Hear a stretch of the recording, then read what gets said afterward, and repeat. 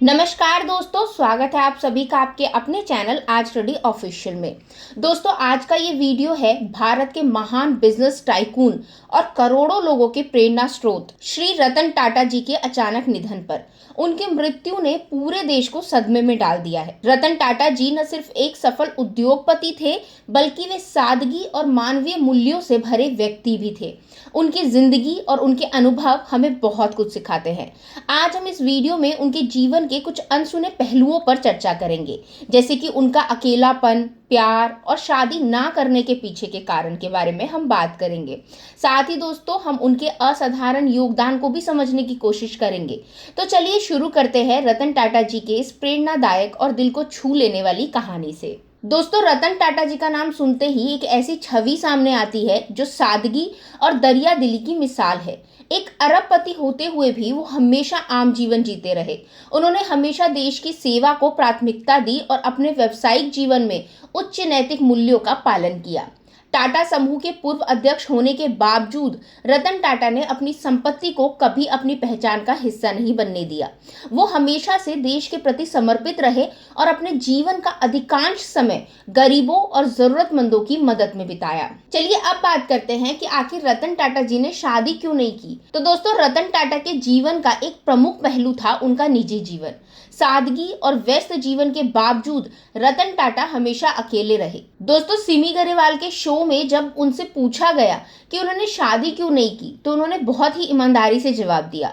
उन्होंने कहा कि जिंदगी में कई मौके आए जब वे शादी के करीब थे, लेकिन सही समय नहीं आया। रतन टाटा का कहना था कि वे अपने काम में इतने मशगूल हो गए थे कि शादी के लिए वक्त ही नहीं निकाल पाए। अब दोस्तों, ये बात काफी लोगों के लिए चौंकाने वाली हो सकती है, क्योंकि एक इतने बड़े बिजनेसमैन से ये उम्मीद की जाती है कि उसके पास सब कुछ होगा, शादी, परिवार और एक सुखद जीवन। लेकिन रतन टाटा ने सदा अपने काम और अपने सामाजिक योगदान को प्राथमिकता दी। दोस्तों, रतन टाटा ने कभी ये स्वीकार नहीं किया कि उन्हें अकेलापन महसूस होता है। उन्होंने बताया कि उन्हें 4 बार प्यार हुआ और हर बार शादी तक बात पहुंची, लेकिन किसी न किसी कारणवश वह रिश्ते टूट गए। उन्होंने सिमी गरेवाल को यह भी बताया था कि कई बार ऐसा होता है कि मुझे पत्नी या परिवार न होने के कारण अकेलापन महसूस होता है, लेकिन इसके बावजूद वे अपनी इस स्वतंत्रता का भी आनंद लेते हैं कि उन्हें किसी और की भावनाओं के बारे में चिंता करने की आवश्यकता नहीं है। दोस्तों, अब ये दृष्टिकोण दिखाता है कि कैसे एक बड़ा व्यक्तित्व भी निजी जीवन में संघर्ष कर सकता है, भले ही वे बाहरी रूप से कितने भी सफल क्यों ना हो। चलिए अब बात करते हैं रतन टाटा जी के पहले प्यार और अधूरी शादी की। तो दोस्तों, रतन टाटा जी ने ह्यूमन्स ऑफ बॉम्बे को दिए गए इंटरव्यू में अपने पहले प्यार के बारे में बताया था। वे उस समय लॉस एंजलिस में थे और उनकी लगभग शादी होने ही वाली थी, लेकिन 1962 के भारत चीन युद्ध के कारण उनकी शादी टूट गई।